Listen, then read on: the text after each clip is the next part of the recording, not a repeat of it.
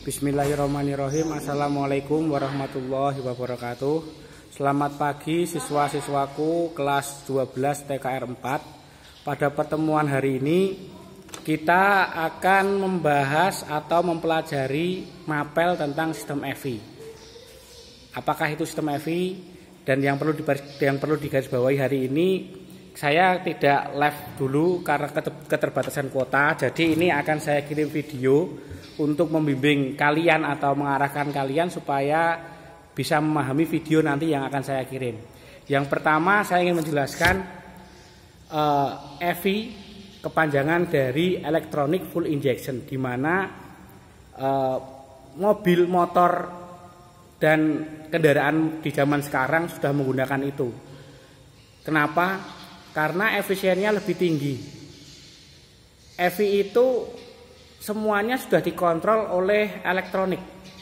Jadi kebutuhan bahan bakar, kebutuhan sistem pengapian, kebutuhan pengereman dan lain sebagainya sudah menggunakan elektronik. Jadi tidak ada penyetelan manual, sehingga teknisi sekarang dipermudah, digampangke sehingga tidak ribet untuk perawatan.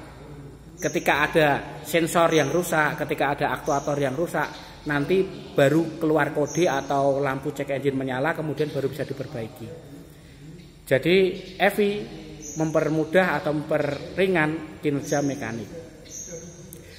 Sedangkan EVI dibandingkan mobil-mobil yang terdahulu yang menggunakan sistem manual seperti karburator dan lain sebagainya, itu lebih dilihat dari pengkonsumsi bahan bakar itu lebih irit, ya, lebih irit dan lebih maksimal penggunanya. Karena apa? Dimana ketika mobil berada di dataran rendah, dataran tinggi, kemudian tanjakan, turunan, dia akan tersensor atau terbaca oleh elektronik sesuai kebutuhan kendaraan tersebut. Misalkan pada saat menanjak, berarti dia butuh momen besar, butuh bahan bakar yang banyak untuk memutarkan atau untuk memberi tenaga ke mesin itu untuk lebih kuat menanjak. Kemudian sedangkan di karburator, ketika dia berada di ketinggian tertentu, misalkan di dataran rendah, dia perjalanan menuju ke pegunungan dan yang lain sebagainya, nanti dia akan butuh penyetelan, di mana di karburator itu ada ya, istilah ISAS dan IMAS. ISAS adalah idle speed control screw, kemudian IMAS adalah idle mixture adjusting screw, di mana nek cara ngomongnya bengkel umum itu adalah stasioner dan angin-angin. Sedangkan di EVI sudah tidak digunakan lagi, karena di situ ada ISC, idle speed control, yang dikontrol salah elektronik, di mana dia butuh RPM tinggi, RPM sedang, campuran bahan bakar tinggi, campuran bahan bakar sedang, dia akan disesuaikan secara otomatis atau secara elektronik. Nah, sedikit pengantar dari saya tentang EVI. Yang pertama yang harus kalian pahami nanti di video ini yang saya kirimkan adalah, pertama, kalian paham ada sensor, aktuator, dan ECU. Itu adalah 3 komponen yang membedakan atau 3 komponen yang mengatur di sistem EVI tersebut. ECU adalah sebagai otak atau kontrol modul, elektronik kontrol modul, kepanjangannya dari ECU. Kemudian aktuator itu adalah istilahnya itu kalau kita mempermudah, pekerjanya atau yang melakukan pekerjaan yang dikenai perintah oleh ECU. Sedangkan sensor adalah yang mendata, yang mengecek, yang melihat sensor tersebut membaca keadaan yang dibutuhkan oleh motor. Misalkan ketika sensor mendata throttle body membuka 1/4, berarti bahan bakar diatur sesuai dengan kebutuhan pembukaan throttle body tersebut, sehingga campuran bahan bakar dan udara yang masuk ke ruang bakar menjadi pas, performa mesin menjadi baik. Nah, alur proses kerjanya itu nanti di pembelajaran selanjutnya, karena akan tugasnya itu masing-masing. Nah, misalkan dari sensor apa dulu? Sensor water coolant temperature sensor. Dia mendata atau mengecek suhu temperatur mesin, dilihat dari air pendinginnya. Ketika dia masih dingin, sensor WTS atau water temperature sensor itu akan memberi sinyal ke ECU. ECU mengolah data untuk diberikan ke injektor. Ketika masih dingin, otomatis kebutuhan bahan bakar menjadi lebih banyak, lebih besar. Untuk apa? Untuk mempercepat engine itu mencapai temperatur kerja, sehingga kerjanya menjadi maksimal. Kadang ada yang ECU itu mengatur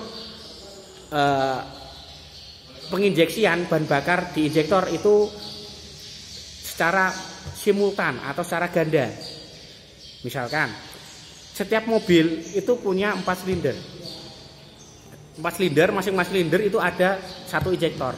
Ketika saat dingin bisa saja atau diatur ketika mesin dingin nanti akan diinjeksikan double injektor. Jadi injektor antara injektor piston 1 dengan piston 3 atau piston 2 dengan piston 4 diinjektor secara bersamaan. Itu salah satu contoh kerja.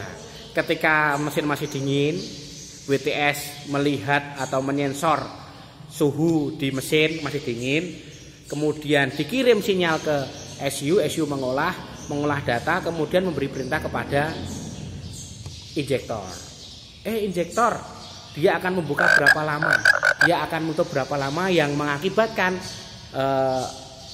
percampuran antara udara dan bakar tersebut menjadi sesuai. Contoh yang lain, ketika ada oksigen sensor, ini tentang sensor dulu ya. Oksigen sensor yang mengatur atau melihat, mengecek data gas buang yang keluar melalui knalpot. Nah, ketika oksigen sensor itu mendata kandungan NOE, kandungan lambda, kandungan karbon dioksida, kandungan air, ketika mendata kok masih ternyata emisi gas buang di knalpot tidak ramah atau tidak baik ketika dikeluarkan melalui knalpot. Nanti dia akan memberi sinyal ke ECU, memerintahkan ke ECU mengatur dengan misal mengurangi jumlah bahan bakar yang disemprotkan, volume bahan bakar oleh injektor yang disemprotkan, semacam itu. Kemudian ada lagi aktuator OCV. Ini berhubungan dengan pengaturan buka dan menutupnya katup, yang kepanjangannya OCV adalah oil control valve. Dia mengatur buka tutupnya oli yang masuk dan keluar yang menuju ke camshaft, sehingga mengatur buka tutup lamanya katup in dan X, membuka dan menutup. Sehingga dia juga akan mengatur efisiensi kinerja atau efisiensi pembakaran di ruang bakar. Itu ada semacam aktuator. Berarti tadi sudah saya menyebutkan 2 aktuator, di mana aktuator itu adalah pekerja yang melakukan, yang dikenai pekerjaan, yaitu OCV, injektor, koil, yang sensor banyak. Nanti bisa dilihat di video saya selanjutnya. Oke, nanti jangan lupa tugas ya. Setelah kalian mencatat, melihat video yang saya kirimkan ini beserta video pembelajarannya, silahkan kalian mencatat apa saja itu sensor, apa itu aktuator, silahkan ditulis di kertas, nanti difoto, dikirimkan ke grup. Oke, itu saja dari saya. Silahkan jangan malas-malasan di rumah, belajar. Kalau tidak paham silahkan tanya. Dan jangan lupa sholat, berdoa kepada Allah. Semoga kita lekas bisa bertemu kembali di sekolahan SMK Palapa tercinta kita, dan virus COVID-19 segera bisa hilang dari muka bumi ini. Oke, sekian, terima kasih. Wassalamualaikum warahmatullahi wabarakatuh.